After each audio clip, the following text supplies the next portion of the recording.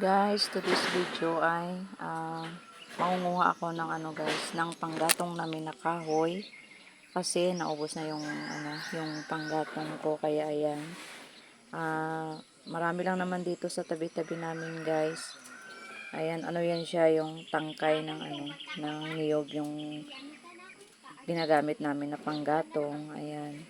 Na yan siya guys, tuyo na yan sila kaya ready to na yan. Ready to use na yung mga tangkay ng niyog. Kaya ayan, hindi ko yan sinasali yung mga guys, yung sa kanyang puno ng tangkay kasi naman yan, mahirap yan siya guys, mahirap yan siya sibakin. Kaya ayan, natapos na guys, inano ko na yan guys, ilagay ko na yan sa tali, tatalian ko na yan kasi pagkatapos niya na dadalhin ko na yan sa bahay. Ayan. Marami-rami rin yung nakuha ko dyan guys. Ayan, makikita nyo dyan. Inaano ko muna sila. Pinapile ko muna yan sila dyan sa may, sa may tali. Kasi tatalian ko yan sila ng dalawang tali yung gagamitin ko. Sa magkabilang dulo. Yan, ayan. Dyan yung una at saka yung sa kabilang dulo naman. Ayan. Yung gamit ko na tali, yung yung twine. Twine man yan yung tawag dito sa amin. Ayan na. Kasi mas yung twine, yung parang hindi siya madaling maputol guys. Ayan. Ginagamit yan nila sa sa tali ng ng pinya. Ayan. Talaga ako magtali ng guys, ng kahoy pag mangunguha ako ng kahoy. Ayan. Ayan, buhay probinsya talaga kami dito guys. Kikita mo dyan. Ayan.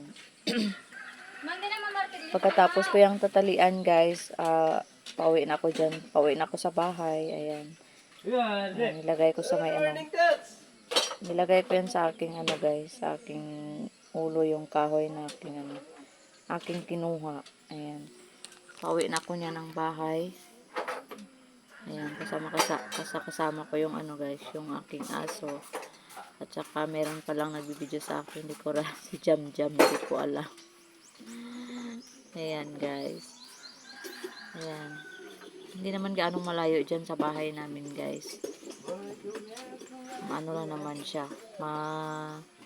Malapit lang naman kunti. Ayan.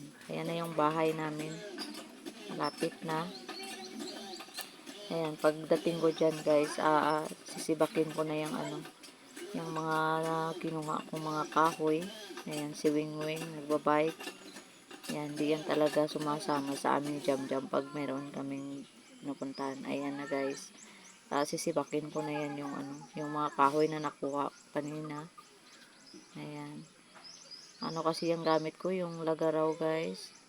Kaya pag ginanyan ko siya, maano yung dulo niya, kaya ginaganyan ko na lang siya guys. So, pinapatayo ko na lang yung kahoy bago ko sibakin. Ayan. Isa-isa ko talaga yan sila guys. Ayan. Ganito talaga tayo dito sa sa bukid. Dapat marunong talaga tayo katulad niyan, marunong tayong manguha ng kahoy. Kasi buti nga kahapon hindi umulan kaya nakakuha ako ng ng tuyo na kahoy guys. Kasi may ginagamit din kami dito yung bagaso, yung yung mga pino na bagaso na slice sa sa may mga furniture yan. Bumibili kami isang sako niyan guys, 25 pesos. Tapos yan yung kahoy na kinukuha ko, na yan siya, kung sa bagayan yung mga alalay na sa bagaso. Ayan, natapos ko na silang guys. Natapos ko na silang lahat na sibakin. Anuhin ko pa rin yan sila guys. I-slice ko pa rin sila ng maliliit. Ayan. Tapos ko ng guys, natapos na ako magsibak ng kahoy na kinuha ko kanina. Ayan. Ayan, sinibak ko siya ng mga guys, ng mga maliliit. Ayan, kasi yung yung gamit namin is bagaso. Kaya dapat maliit yung pagsibak ko nitong kahoy para makapasok siya dun sa may butas ng lata. Ayan guys, bye bye. Thank you for watching.